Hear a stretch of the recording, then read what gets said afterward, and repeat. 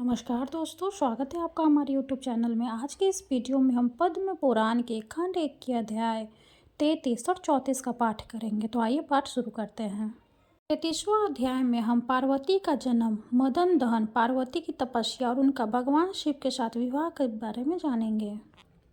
तदंतर जगत को शांति प्रदान करने वाले गिरिराज हिमालय की पत्नी मीना ने परम सुंदर ब्रह्म मुहूर्त में एक कन्या को जन्म दिया। उनके जन्म लेते ही समस्त लोकों में निवास करने वाले स्थावर जंगम सभी प्राणी सुखी हो गए। आकाश में भगवान श्री विष्णु, ब्रह्मा, इंद्र, वायु और अग्नि आदि हजारों देवता विमानों पर बैठकर हिमालय पर्वत के ऊपर फूलों की वर्षा करने लगे, गंधर्व गाने लगे। उस समय संसार में हिमालय पर्वत समस्त चराचर भूतों के लिए शिव तथा आश्रय लेने के योग्य हो गया। सब वहाँ निवास और वहाँ की यात्रा करने लगे। उत्सव का आनंद ले देवता अपने अपने स्थान को चले गए। गिरिराज कुमारी उमा को रूप, सौभाग्य और ज्ञान आदि गुणों से विशोभित इस प्रकार वह तीनों लोकों में सबसे अधिक सुंदर और समस्त शुभ लक्षणों से संपन्न हो गई। इसी बीच में कार्य साधन परायण देवराज इंद्र ने देवताओं द्वारा सम्मानित देवर्षि नारद का स्मरण किया। इंद्र का अभिप्राय जानकर देवर्षि नारद बड़ी प्रसन्नता के साथ उनके भाव में आए। उन्हें देखकर इंद्र सिंहासन से उठ खड़े हुए और यथाशोभ पाद आदि के द्वारा उन्होंने नारद जी का पूजन किया। फिर नारद जी ने सब उनकी कुशल पूछी तो इंद्र ने कहा, मुने, त्रिभुवन में हमारी कुशलता अंकुर तो जम चुका है। अब उसमें फल लगने का साधन उपस्थित करने के लिए मैंने आपकी याद की है। ये सारी बातें आप जानते ही हैं, फिर भी आपने प्रश्न किया इसलिए मैं बता रहा हूँ। विशेषतः अपने सहृदय के निकट अपना प्रयोजन बताकर प्रत्येक पुरुष बड़ी शांति का अनुभव करता है। अतः जिस प्रकार के पार्वती देवी का पिनाकधारी भगवान शंकर के साथ संयोग हो, उसके लिए हमारे पक्ष के सब लोगों को शीघ्र उद्यम करना चाहिए। इंद्र से उनका सारा कार्य समझ लेने के पश्चात नारद जी ने उनसे विदा ली और शीघ्र ही गिरिराज हिमालय के भवन के लिए प्रस्थान किया। गिरिराज के द्वार पर जो विचित्र बैत की लताओं से हरा भरा था, पहुंचने पर हिम वाले पहले ही बाहर निकलकर मुनियों को प्रणाम किया। उनका भवन पृथ्वी का भूषण था। उसमें प्रवेश करके अनुपम कांति वाले मुनिवर नारद जी एक बहुमूल्य आसन पर विराजमान हुए। फिर हिमवात्रे उन्हें यथा योग्य अर्घ्यपाद आदि निवेदन किया और बड़ी मधुर वाणी में नारद जी के तप की कुशल पूछी। उस समय गिरिराज का मुख कमल प्रफुल्लित हो रहा था। मुनि ने भी गिरिराज की कुशल पूछते हुए कहा, पर्वतराज, तुम्हारा कलेवर अद्भुत है। तुम्हारा स्थान धर्म अनुष्ठान के लिए बहुत ही उपयोगी है। तुम्हारी कंदराओं का विस्तार विशाल है। इन कंदराओं अनेकों पावन एवं तपस्वी मुनियों आश्रय ले तुम्हें पवित्र बनाया है। गिरिराज, तुम धन्य हो जिसकी गुफाएं लोकनाथ भगवान शंकर शांतिपूर्वक ध्यान लगाए बैठे रहते हैं। पुल सत्य जी कहते, देवर्षि नारद की यह बात समाप्त होने पर गिरिराज हिमालय को रानी मेघा मुनि का दर्शन करने की इच्छा से उन भवन में आई। वे लज्जा और प्रेम के मार से झुकी हुई थी। उनके पीछे पीछे उनकी कन्या भी आ रही थी। देवर्षि नारद तेजी की राशि जान पड़ते थे। उन्हें देखकर शैलपत्नी ने प्रणाम किया। उस समय उनका मुख अंचल से ढका हुआ था और कमल के समान शोभा पाने वाले दोनों हाथ जुड़े हुए थे। अमित तेजस्वी देवर्षि महाभागा मीना को देखकर अपने अमृतमय आशीर्वाद से उन्हें प्रसन्न किया। उस समय गिरिराज कुमारी उमा अद्भुत रूप वाले नारद मुनि की ओर चकित चित्त से देख रही थी। देवर्षियों ने स्नेहमयी वाणी में कहा, बेटी यहाँ आओ। उनके इस प्रकार बुलाने पर उमा पिता के गले में बाहें डालकर उनकी गोद में बैठ गई। तब उसकी माता ने कहा, बेटी, देवर्षियों को प्रणाम करो। उमा ने ऐसा ही किया। उसके प्रणाम कर लेने पर माता ने कौतूहल वंश पुत्री के शारीरिक लक्षणों को जानने के लिए अपनी सखी के मुँह से धीरे से कहलाया, मुने, इस कन्या के सौभाग्य सूचक चिन्हों को देखने की कृपा करें। मीना की सखी से प्रेरित होकर महाभाग मुनिवर नारद जी मुस्कुराते हुए बोले, भद्रे, इस कन्या के पति का जन्म नहीं हुआ है। यह लक्षणों से रहित है। इसका एक हाथ सदा उत्तान सीधा रहेगा। इसके चरण व्यभिचारिणी लक्षणों से युक्त है, किंतु उनकी कांति बड़ी सुंदर होगी। यही इसका भविष्य फल है। नारद जी की आवाज़ सुनकर हिमवान भय से घबरा उठे। उनका धैर्य जाता रहा। वे आंसू बहाते हुए गद्य कंठ से बोले, अत्यंत दोषों से भरे हुए संसार की गति दुर्विज्ञ है। उसका ज्ञान होना कठिन है। शास्त्रकारों के शास्त्रों में पुत्र को नरक से त्राण देने वाला बनाकर सदा पुत्र प्राप्ति की प्रशंसा की है, किंतु यह बात प्राणियों को मुंह में डालने के लिए, क्योंकि स्त्री के बिना किसी जीव की सृष्टि हो ही नहीं सकती। परंतु स्त्री जाति स्वभाव से ही दीन एवं दयनीय है। शास्त्रों में यह महान फलदायक वचन अनेकों बार निस्संदेह रूप से दोहराया गया है। शुभ लक्षणों से संपन्न सुशीला कन्या 10 पुत्रों के समान है, किंतु आपने मेरी कन्या के शरीर में केवल दोषों का ही संग्रह बताया। ओह, यह सुनकर मुझ पर मोह छा गया है, मैं सूख गया, मुझे बड़ी भारी गलनी और विषाद हो रहा है। मुझे मुझ पर अनुग्रह करने की कन्या संबंधी दुख का निवारण कीजिए। देवर्षि, आपने कहा है कि इसके पति का जन्म ही नहीं हुआ। यह इसका ऐसा दुर्भाग्य जिसकी कहीं तुलना नहीं है। यह अपार और दुस्सह दुख है। हाथों और पैरों में जो रेखाएं बनती हैं, जो मनुष्य अथवा देव जातियों के लोभों को शुभ और अशुभ फल की सूचना देती है, जो आपने इस लक्षणहीन बताया। साथ ही यह भी कहा है कि इसका एक अंश सदा उत्तान रहेगा, परंतु उत्तान हाथ तो सदा याचकों का ही होता है। वे ही सबके सामने हाथ फैलाकर मांगते देखे जाते हैं। जिनके शुभ का उदय हुआ है, जो धान्य तथा दानशील है, उनका हाथ उत्तान नहीं देखा जाता। आपने इसकी उत्तम कांति बताने के साथ ही यह भी कहा है कि इसके चरण व्यभिचारी लक्षणों से युक्त है। अतः मुने यह चिन्ह से भी मुझे कल्याणकारी आशा नहीं जान पड़ती। नारद जी बोले, गिरिराज, तुम तो अपार हर्ष के स्थान में दुखी बात कर रहे हो। अब मेरी यह बात सुनो।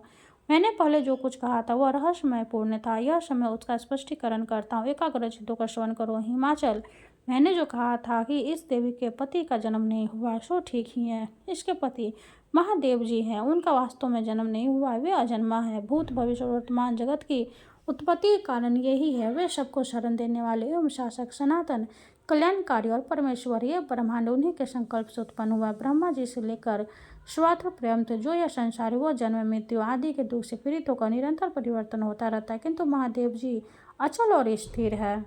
जात नहीं जनक है, पुत्र नहीं पिता है, उन पर बुढ़ापे का आक्रमण नहीं होता। वे जगत के स्वामी और आधे प्यादे से रहित है। उनके सिवा जो मैंने तुम्हारी कन्या को लक्षणों सहित बताया, उस वाक्य पे का ठीक ठीक विचारण पूर्वक तात्पर्य सुनो। शरीर के अवयवों में जो चिह्न रेखाएं होती है, वे सीमित आयु, धन और सौभाग्य को व्यक्त करने वाली होती है, परंतु जो अनंत और अप्रमेय है, उसके अमित सौभाग्य को सूचित करने वाला कोई चिन्ह या लक्षण शरीर में नहीं होता। महामते, इसी से मैंने बताया है कि इसके शरीर में कोई लक्षण नहीं है। इसके अतिरिक्त यह कहा गया है कि इसका एक हाथ सदा उत्तान रहेगा। उसका आशा है कि वर देने वाला हाथ उत्तान होता है। देवी का यह हाथ वर मुझसे युक्त होगा। यह देवता, असुर और मुनियों के समुदाय को वर देने वाली होगी, तथा जो मैंने इसके चरणों को उत्तम कांति और व्यभिचारी लक्षणों से युक्त बताया, उसके व्याख्या मेरे मुख से सुनो। गिरिश्रेष्ठ, इस कन्या के चरण कमल के समान अरुण रंग के हैं। इन पर नखों की उज्ज्वल क्रांति पड़ने से श्वेत क्रांति आ गई। श्वेता देवता और असुर जब इसे प्रणाम करेंगे, तब उनके किरकिट में जरी हुई मणियों की कांति इसके चरणों में प्रतिबिंब होती होगी। उस समय ये चरण अपना स्वाभाविक रंग छोड़कर विचित्र रंग के दिखाई देंगे। उनके इस परिवर्तन और विचित्रता को व्यभिचार कहा गया है। महादिधर, कोई विपरीत आशंका नहीं करनी चाहिए। महीधर, यह जगत का भरण पोषण करने वाले विश्व ध्वज महादेव जी की पत्नी है। यह संपूर्ण लोकों की जननी तथा भूतों को उत्पन्न करने वाले, इसकी कांति परम पवित्र। यह साक्षात शिवा है और तुम्हारे कुल को पवित्र करने के लिए इसने तुम्हारी पत्नी के गर्भ से जन्म लिया। अतः जिस प्रकार यह शीघ्र ही पिनाकधारी भगवान शंकर का सहयोग प्राप्त करे, उसी उपाय का तुम्हें विधि पूर्वक अनुष्ठान चाहिए। ऐसा करने से देवताओं का एक महान कार्य सिद्ध होगा। पूर्ण सत्य जी कहते हैं, राजन, नारद जी के मुँह से ये सारी बातें सुनकर मैं नागेश्वर में गिरिराज हिमालय अपना नया जन्म हुआ माना। वे अत्यंत हर्ष में भरकर बोले, प्रभु, आपने घोर और दुरस्त नमस्ते मेरा उद्धार कर दिया। मुने, आप जैसे संतों का दर्शन निश्चय ही अमुक फल देने वाला होता है, इसलिए इस काल में मेरी कन्या के विवाह के संबंध में आप समय समय पर योग्य आदेश देते रहें। गिरिराज के ऐसा कहने पर नारद जी हर्ष में भरकर बोले, शारदाज, सारा कार्य सिद्ध ही समझो। ऐसा करने से ही देवताओं का भी कार्य होगा और इसी में तुम्हारा ही भी महान लाभ है। यूँ कहकर नारद जी देवलोक में जाकर इंद्र से मिले और बोले, देवराज, आपने मुझे जो कार्य सौंपा था उसे तो मैंने कर ही दिया, किंतु अब कामदेव भान से सिद्ध होने योग्य कार्य उपस्थित हुआ है। कार्यदर्शी नारद मुनि के इस प्रकार कहकर देवराज इंद्र ने आम की मंजीठी को ही अस्त्र के रूप में प्रयोग करने वाले कामदेव का स्मरण किया। उसे सामने प्रकट हुआ देख इंद्र ने कहा, रति वल्लभ, तुम्हें बहुत उपदेश देने की क्या आवश्यकता है। तुम तो संकल्प से ही उत्पन्न हुए हो, इसलिए संपूर्ण प्राणियों के मन की बातें जानते हो। स्वर्गवासियों का प्रिय कार्य मनोभव गिरिराज कुमारी उमा के साथ भगवान शंकर का शीघ्र संयोग कराओ। इस मधुमास क्षेत्र को भी साथ लेते जाओ तथा अपनी पत्नी रति से सहायता लो। कामदेव बोला, यह सामग्री मुनियों और दानवों के लिए तो बड़ी भयंकर है, किंतु इसे भगवान शंकर को वश में करना कठिन है। इंद्र ने कहा, रतिकांत, तुम्हारी शक्तियों को मैं जानता हूँ। तुम्हारे द्वारा इस कार्य के सिद्ध होने में तनिक भी संदेह नहीं है। मधुमासन को लेकर रति के साथ तुरंत ही हिमालय के इंद्र के ऐसा कहने पर कामदेव अपने सखा शिखर पर गया। वहां पहुंचकर उसने कार्य के उपाय का विचार करते हुए सोचा कि महात्मा पुरुष निष्काम अविचल होते ही उनके मनों को वश में करना अत्यंत दुष्कर कार्य है। उससे पहले क्षुब्ध करके उनके ऊपर विजय पाई जाती है। पहले मन का संशोधन कर ले, नहीं प्राय सिद्धि प्राप्त होती है। मैं महादेव जी के अंतःकरण में प्रवेश करके इंद्र समुदाय को व्याप्त कर रमणीय साधनों के द्वारा अपना कार्य सिद्ध करूंगा। यह सोचकर कामदेव भगवान भूतनाथ के आश्रम पर गया। वह आश्रम पृथ्वी का सारभूत स्थान जान पड़ता था। वहाँ की वेदी देव दारू के वृक्ष से सुशोभित हो रही थी। कामदेव ने जिसका अंतकाल क्रमशः समीप आता जा रहा था, धीरे धीरे आगे बढ़कर देखा भगवान शंकर ध्यान लगाए बैठे थे। उनके अर्धखुले नेत्र अर्ध विकसित कमल दल के समान शोभा पा रहे थे। उनकी दृष्टि सीधी नासिका के अग्र भाग पर लगी हुई थी। शरीर पर उत्तरीय के रूप में अत्यंत रमणीय व्याघ्र चर्म लटक रहा था। कानों में धारण किए हुए सांपों के फन से निकली हुई फूफकारी के आंच से उनका मुख पिघल वर्णन का हो रहा था। हवा से हिलती हुई लंबी लंबी जटाएं उनके कपोल प्रांत का चुंबन कर रही थी। वासु की नाक का यज्ञोपवीत धारण करने से उनकी नाभि के मूल भाग में वासु का मुख और पूंछ सटे हुए दिखाई देते थे। वे अंजलि बांधे बंधक से चिंतन में स्थिर हो रहे थे और सब आभूषण धारण किए हुए हैं। तदंतर वृक्ष की शाखाओं से ब्रह्म की भांति झंकार करते हुए कामदेव ने भगवान शंकर के कान में होकर हृदय में प्रवेश किया। काम का आधारभूत और मधुर झंकार सुनकर शंकर जी के मन में रमन की इच्छा जागृत हुई और उन्होंने अपनी प्राण वल्लभा का दक्ष कुमारी सती का स्मरण किया। तब वह सवार पथ में आई हुई सती उनकी निर्मल समाधि भावना को धीरे धीरे लुप्त करके स्वयं ही लक्ष्य स्थान में आ गए और उन्हें प्रत्यक्ष रूप में उपस्थित सी जान पड़ी। फिर तो भगवान शिव उनकी धुन में तन्मय हो गए। इस आकस्मिक विधन ने उनके अंतःकरण को आवृत कर लिया। देवताओं के अधीश्वर शिव क्षण भर में लिए काम जनित विकार को प्राप्त हो गए, किंतु यह अवस्था अधिक देर तक न रही। कामदेव का कुचक्र समझकर उनके हृदय में कुछ क्रोध का संचार हो आया। उन्होंने धैर्य का आश्रय लेकर कामदेव के प्रभाव को दूर किया और स्वयं योग माया से आवृत होकर दृढ़पूर्वक समाधि में स्थित हो गए। उस योग माया से अवस्थित होने पर कामदेव जलने लगा, अतः वह वासनामय व्यसन का रूप धारण करके उनके हृदय से बाहर निकल आया। बाहर आकर वह एक स्थान पर खड़ा हुआ। उस समय उनकी सहायता रति और सखा वसंत इन दोनों भी उनका शरण गया। फिर मदन ने आम की मोर का मनोहर गुच्छ लेकर उसमें मुहुन शास्त्र का आधान किया और उसे अपने पुष्पमय धनुष पर रखकर तुरंत ही महादेव जी की छाती में मारा। इंद्रियों के समुदाय रूप हृदय के बिंद जाने पर भगवान शिव ने कामदेव की ओर दृष्टिपात किया। फिर तो उनका मुख क्रोध के आवेग से निकलते हुए घोर हुंकार के कारण अत्यंत भयानक हो उठा। उनके तीसरे नेत्र में आग की ज्वाला हो उठी। रौद्र शरीरधारी भगवान रुद्र का वह नेत्र ऐसा भयानक दिखाई देने लगा मानो संसार का संहार करने के लिए खुला मदन पास ही खड़ा था। महादेव जी के उस नेत्र को फैलाकर मदन को ही उसका लक्ष्य बनाया। देवता लोग त्राही त्राही कर चिल्लाते ही रह गए और मदन उस नेत्र से निकली हुई चिंगारियों में पड़कर भस्म हो गया। कामदेव को दग्ध करके वह आग समस्त जगत को जलाने के लिए बढ़ने लगी। वह जानकर भगवान शिव ने उस कामाग्नि को आम के वृक्ष, वसंत, चंद्रमा, पुष्प समूह, भ्रमर तथा कोयल के मुख से बांट दिया। महादेव जी बाहर और भीतर भी कामदेव के बाणों से विदित थे, इसलिए उपयुक्त स्थानों में उस अग्नि का विवाह करके वे उनमें प्रत्येक को प्रज्वलित कामाग्नि के ही रूप में देखने लगे। वह कामाग्नि संपूर्ण लोक को क्षोभ में डालने वाली, उसके प्रसार को रोकना कठिन होता है। कामदेव को भगवान शिव के हुंकार की ज्वाला से भस्म हुआ देख रति उसके सखा वसंत के साथ जोर जोर से रोने लगी। फिर वह त्रिनेत्रधारी भगवान चंद्रशेखर की शरण में गई और धरती पर घुटने टेकर स्तुति करने लगी। रति बोली, जो सबके मन है वह जगत जिनका स्वरूप है और जो अद्भुत मार्ग से चलने वाले हैं, उन कल्याण में शिव को नमस्कार है। जो सबको शरण देने वाले तथा प्राकृतिक गुणों से रहित है, उन भगवान शंकर को नमस्कार है। नाना लोगों के समृद्धि का विस्तार करने वाले शिव को नमस्कार है। भक्तों को मनोवांछित वस्तु देने वाले महादेव जी को प्रणाम है। कर्मों को उत्पन्न करने वाले महेश्वर को नमस्कार है। प्रभु, आपका स्वरूप अत्यंत है, आपको सदा ही नमस्कार है। देव, आप ललाट में चंद्रमा का चिन्ह धारण करते, आपको नमस्कार है। आपकी लीलाएं असीम है, उनके द्वारा आपकी उत्तम स्तुति होती रहती है। विजय राजनंदिनी आपका वाहन है। आप दानवों के दोनों पुरों को अंत करने वाले, आपको नमस्कार है। आप सर्व प्रसिद्ध है और नाना प्रकार के रूप धारण किया करते हैं, आपको नमस्कार है। काल स्वरूप आपको नमस्कार है।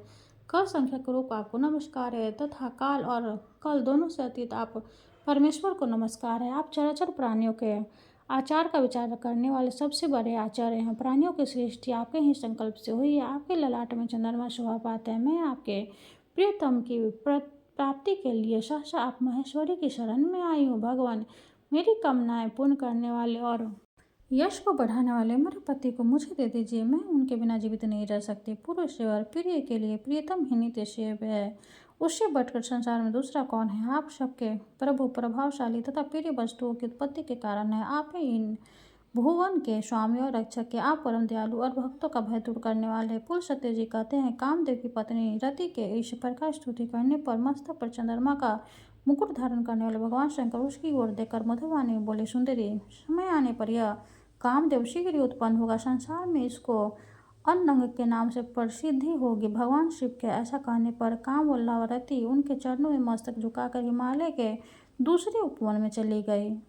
उधर नारद जी के कथानुसार हिमवन अपनी कन्या को वस्त्र भूषण विभूषित करके उसकी दो सखियों के साथ भगवान शंकर के समीप ले आ रहे थे। मार्ग में रति के मुख से मदन दहन का समाचार सुनकर उनके मन में कुछ भय हुआ। उन्होंने कन्या को लेकर अपनी पुरी में लौट जाने का विचार किया। यह देख संकोचशीला पार्वती ने अपनी सखियों के मुख से पिता को कहलाए, तपस्या अभीष्ट वस्तु की प्राप्ति होती है। तप करने वाले के लिए कुछ भी दुर्लभ नहीं। संसार में तपस्या जैसे साधन के रहते लोग व्यर्थ ही दुर्भाग्य का भार ढोते हैं। अतः अपनी अभीष्ट वस्तुओं को प्राप्त करने की इच्छा में तपस्या ही करूंगी। यह सुनकर हिमावंत ने कहा, बेटी उमा, ऐसा न करो। तुम अभी चपल बालिका हो। तुम्हारा शरीर तपस्या का कष्ट सहन करने में समर्थ नहीं है। बाले, जो बात होने वाली होती वह होकर ही रहती है, इसलिए तुम्हें तपस्या करने की कोई आवश्यकता नहीं। अब घर को हो चलूँगा और वहीं इस कार्य की सिद्धि के लिए कोई उपाय सोचूंगा। पिता के ऐसा कहने पर भी जब पार्वती घर जाने को तैयार नहीं हुई, तब हिमवंत ने मन ही मन अपनी पुत्री के दृढ़ निश्चय की प्रशंसा की। इसी समय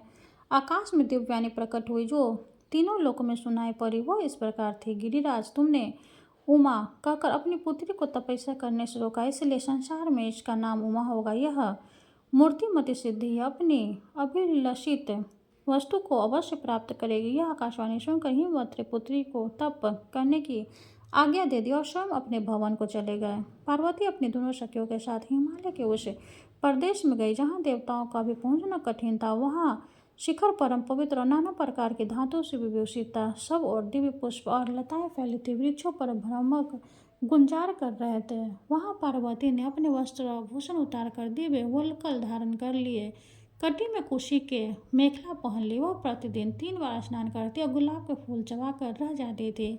इस प्रकार उसने 100 वर्षों तक तपस्या की। तत्पश्चात 100 वर्षों तक हिमवान कुमारी प्रतिदिन एक पत्ता खाकर रहती। तदंतर पुनः 100 वर्षों तक उसने आहार का श्रद्धा पर त्याग कर दिया था। इस तरह वह तपस्या की निधि बन गई। उसके तप की आँच से समस्त प्राणी उद्विग्न हो उठे। तब इंद्र ने सप्तर्षियों का स्मरण किया। वे सब बड़ी प्रसन्नता के साथ एक ही समय वहां उपस्थित हुए। इंद्र ने उनका स्वागत सत्कार किया। इसके बाद उन्होंने अपने बुलाए जाने का प्रयोजन पूछा। तब इंद्र ने कहा, महात्माओं, आप लोगों के आह्वान का प्रयोजन सुनिए। हिमालय पर पार्वती देवी घोर तपस्या कर रही है। आप लोग संसार के हित के लिए शिक्षापूर्वक वहां जाकर उन्हें अभिमत वस्तुति प्राप्ति का विश्वास दिला तपस्या बंद करा दीजिए। बहुत अच्छा कहकर सप्तर्षिगण उस सीधे सेवित शैल पर आए और पार्वती देवी से मधुर वाणी में बोली, बेटी, तुम किस उद्देश्य से यहाँ तप कर रही हो? पार्वती देवी ने मुनियों के गौरव का ध्यान रखकर आदरपूर्वक कहा, महात्माओं, आप लोग समस्त प्राणियों के मनोरथ को जानते हैं।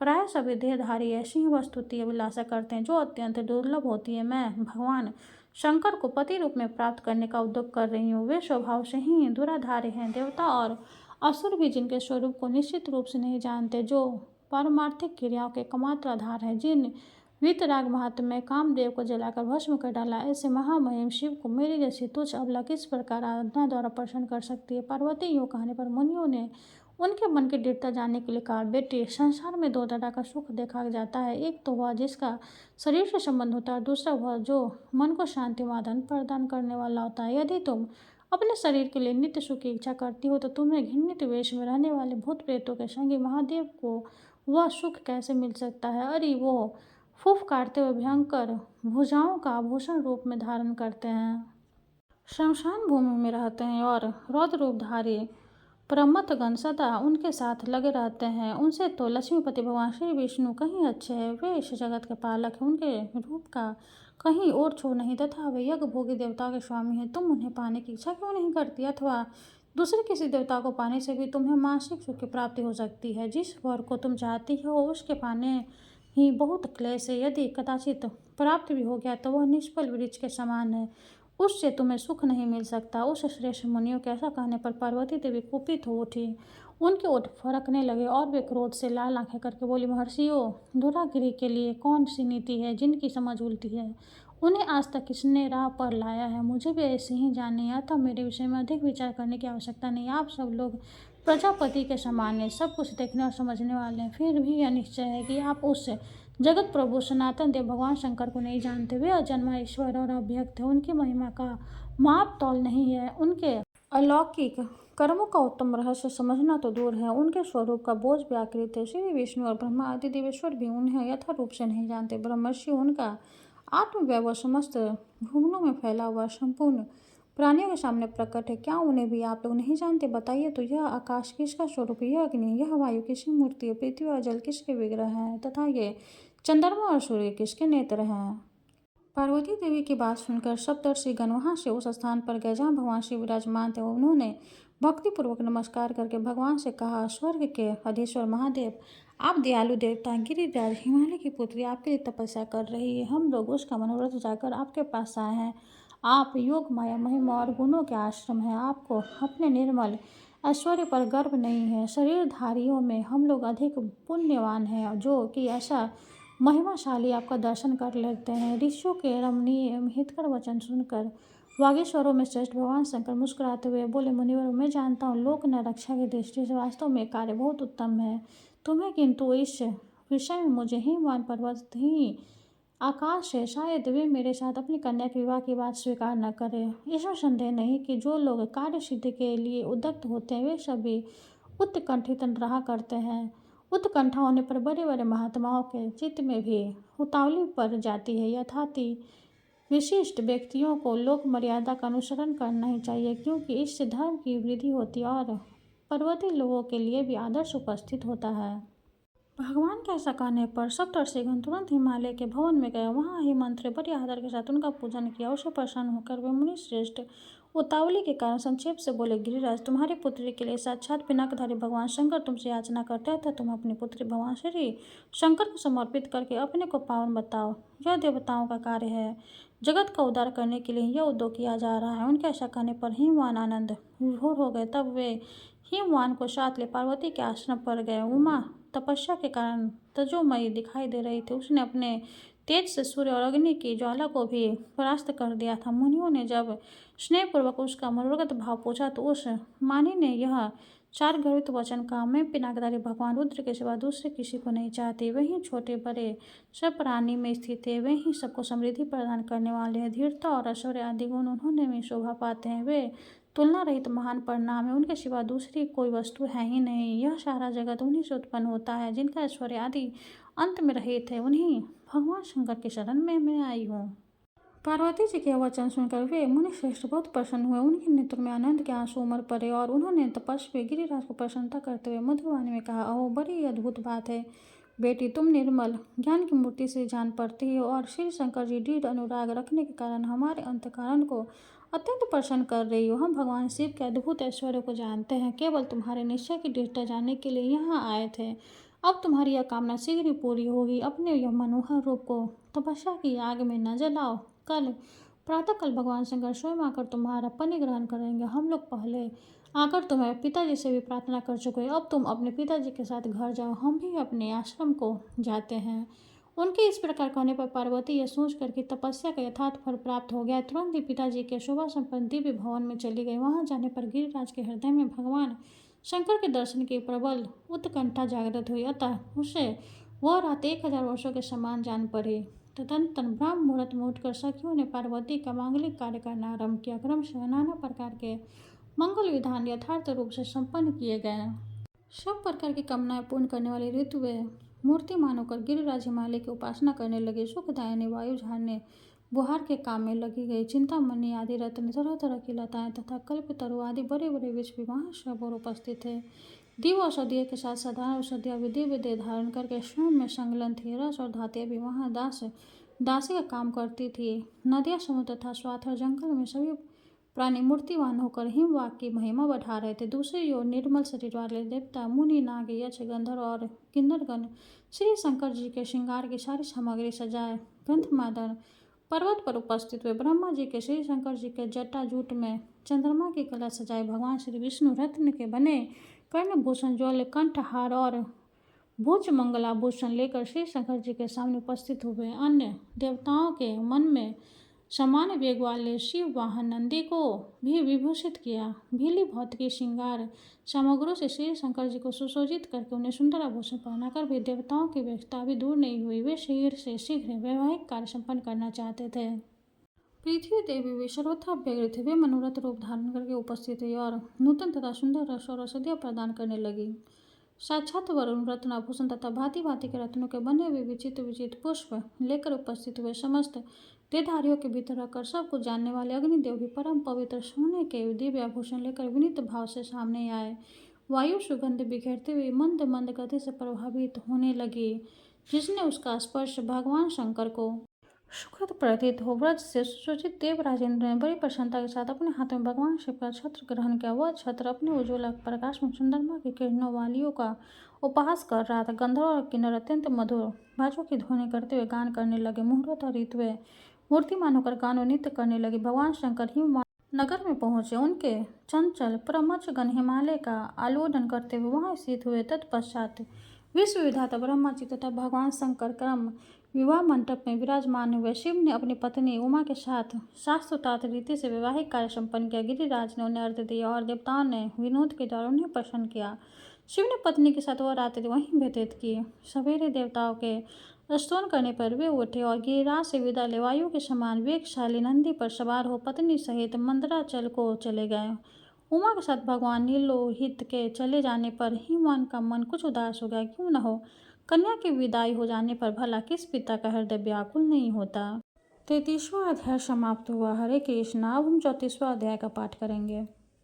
34वां अध्याय में हम गणेश और कार्तिकेय का जन्म तथा कार्तिकेय द्वारा तारकासुर का वध के बारे में जानेंगे। पुलस्त्य जी कहते हैं, राजन, तदंतर भगवान शंकर पार्वती देवी के साथ नगर के रमणीय उद्यानों तथा एकांत वनों में विहार करने लगे। देवी के प्रति उनके हृदय में बड़ा अनुराग था।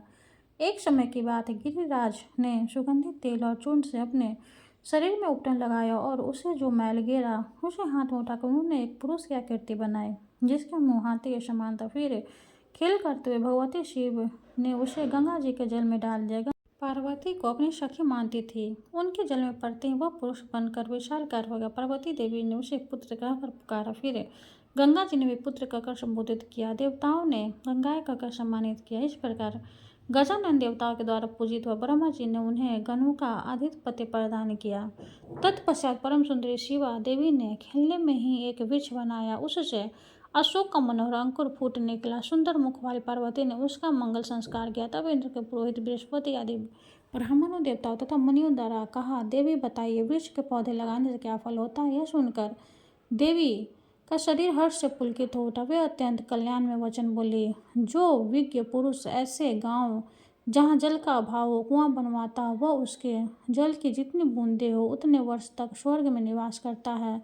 10 कुआं के समान एक बावली, 10 बावलियों के समान एक सरोवर, 10 सरोवर के समान एक कन्या और 10 कन्याओं के समान एक वृक्ष लगाने का फल होता है। यह शुभ मर्यादा नियत है। यह लोक में उन्नति के पथ पर ले जाने वाली माता पार्वती देवी को यूँ कहने पर बृहस्पति आदि ब्राह्मण उन्हें प्रणाम करके अपने अपने निवास स्थान को चले गए। उनके जाने के पश्चात भगवान शंकर पार्वती के साथ अपने भवन में गए। उस भवन में चित्त को प्रसन्न करने वाले ऊंचे ऊंचे चौबारे, अटारियाँ और गोपुल बने थे। वेदियों पर मालाएं शोभा पा रही थी। सब और सोना जरा था। महल में पुष्प बिखेरे हुए थे, जिसकी सुगंध से उन्मत्त होकर भ्रमर गज गुजार रहे थे। उस भवन में भगवान श्री शंकर पार्वती जी के साथ निवास करते 1000 वर्ष व्यतीत हो गए। तब देवताओं ने उतावले होकर अग्निदेव को श्री शंकर जी की चेष्टा जानने के लिए भेजा। अग्नि ने तोते का रूप धारण करके जिससे पक्षी आते जाते थे, उसी छिद्र के द्वारा शंकर जी के महल में प्रवेश किया और उन्हें गिरिराज के साथ एक शैया पर सोते देखा। तत्पश्चात देवी पार्वती शैया से उठकर कौतूहलवश एक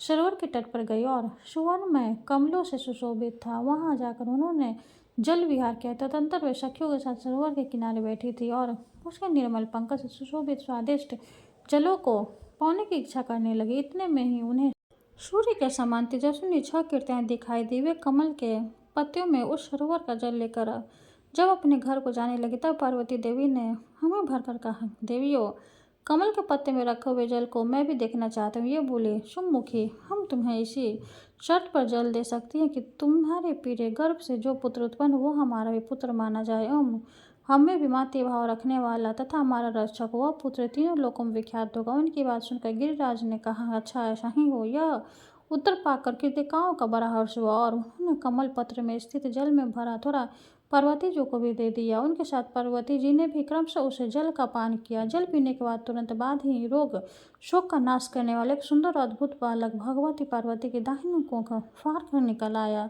उसका शरीर सूर्य की किरणों के समान प्रकाश पुंज से व्याप्त था। उसने अपने हाथ में तीक्ष्ण शक्तिशूल और अंकुश धारण कर रखे थे। वह अग्नि के समान तेजस्वी और स्वर्ण के समान गोरे रंग का बालक कुत्सित दैत्यों को मारने के लिए प्रकट हुआ था, इसलिए उनका नाम कुमार हुआ। वह कृतिका के लिए वे जल से शाखाओं सहित प्रकट हुआ था। वे कल्याणमय शाखाएं 6 मुखों के रूप से विस्तृत थी। इन्हीं सब कारणों से वह तीनों लोकों में विशाख, ऋषमुख, स्कंद, स्नानंद और कार्तिकीय आदि नामों से विख्यात हुआ। ब्रह्मा, श्री विष्णु, इंद्र और सूर्य आदि समस्त देवताओं ने चंदन, माला, सुंदर धूप, खिलौने, छत्र, चंवर, भूषण और अंगार आदि के द्वारा कुमार सदानंद को सावधानी के साथ विधि पूर्वक सेनापति के पद पर अभिषिक्त किया। भगवान श्री विष्णु ने सब तरह के आयुध प्रदान किए। धनाढ्य कुबेर ने 10 लाख यक्षों की सेना दी। अग्नि ने तेज और वायु ने वाहन अर्पित किए। इस प्रकार देवताएं प्रसन्न चित्त से सूर्य के समान तेजस्वी स्कंद को अत्यंत पदार्थ दिए। तत्पश्चात वे सब